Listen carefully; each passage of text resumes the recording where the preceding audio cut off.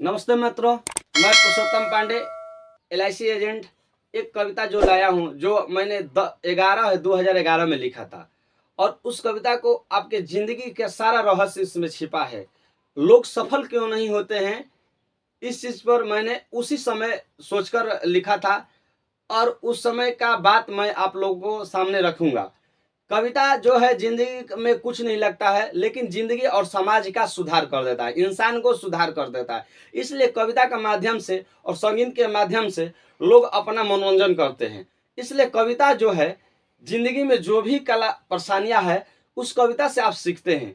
आजकल कविता विलुप्त हो जाती जा रही है, लेकिन मोबाइल और टीवी के माध्यम से बड़े बड़े कवि आजकल आप लोगों का मनोरंजन कर रहे हैं, जिसलिए आप लोग हास्य में बदल गए हैं। लेकिन मैं एक कविता लाया था, जारा संभल कर। उस कविता का शीर्षक है कि जारा संभल कर। आप लोगों को मैं आज उस कविता को सुनाने जा रहा हूं। जो उसमें अच्छा लगेगा आप लोग उस पर कमेंट करिएगा। एक इंसान है जो अपने राह पर चलता है, एक इंसान है जो अपने राह और डगर पर चलता है और विचलित हो जा रहा है बार बार। उसी चीज को कवि ने इस कविता के माध्यम से समझाया है। पथिक तुम चलो पथ पर। पथिक एक इंसान है, वो अपने कर्तव्य वाला पथ पर चलता है। तो पथिक तुम चलो, अब पथिक तुम चलो पथ पर, मन में सोच विचार कर। जो भी फैसला लो, मन में सोचिए और विचार करिए। पथिक तुम चलो पथ पर, मन में सोच विचार कर, अडिग रहो कर्तव्य पर। जो भी तुम्हारा कर्तव्य है, अडिग रहो, दम डट कर खड़े रहो। अडिग रहो पथ पर, जरा तू संभल कर। अडिग रहो, लेकिन संभल कर। आगे पीछे आप लोग देखते रहिए कि कोई परेशानी नहीं आ रहा है, या कोई खतरा नहीं रहा। खतरा तो नहीं है, रास्ते पर चल रहा है कि या बाघ आपको हमला कर दे, तो उससे बचने के लिए सारा संसाधन रखिए। कोई भी मान लीजिए सामाजिक बुराइयां आप पर हमला हो रहा है, उससे बचने के लिए अपने अपने तन में, अपने शरीर में, अपने मन में एक कंसेप्ट रखिए, जिससे आप उससे बच सकते हैं। धैर्य रखिए, जिससे आप बच सकते हैं। जब भी बोलो तुम तौल कर। समाज में जो भी बात कहना है उसे जब भी बोलो तुम तौल कर।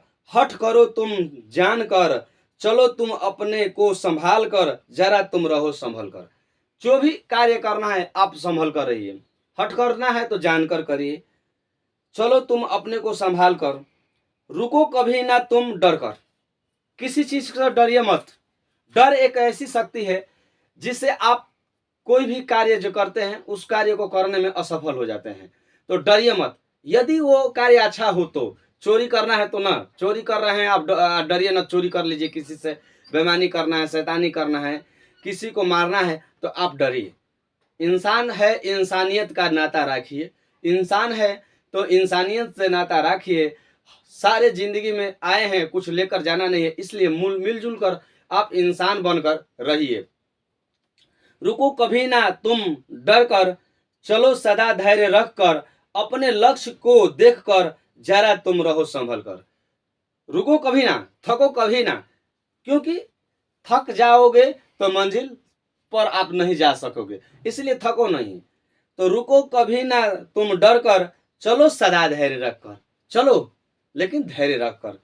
अपने लक्ष्य को देखकर जरा तुम रहो संभल कर। केवल अपने लक्ष्य को जिस दिन निशाना साध दोगे, उस दिन कोई तीर चनाले से आपको कोई रोक नहीं सकता है। अपने सफलता का मंजिल पाने से कोई रोक नहीं सकता है। इसलिए आप लोग धैर्य रखिए।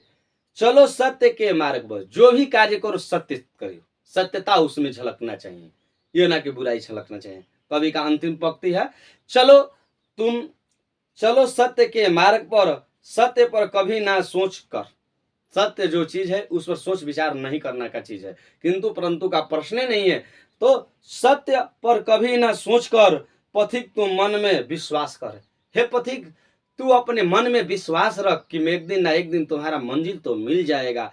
इसलिए आप कोई किंतु परंतु का बात लाना नहीं है। अपने दिल को स्वच्छ मन से सदा अपने विचार को शांत रहकर, एकाग्रित कर कर, ध्यान रहकर आप उस मार्ग पर चलते रहिए। एक दिन ना एक दिन आपका जो भी मुकाम हो मिल जाएगा।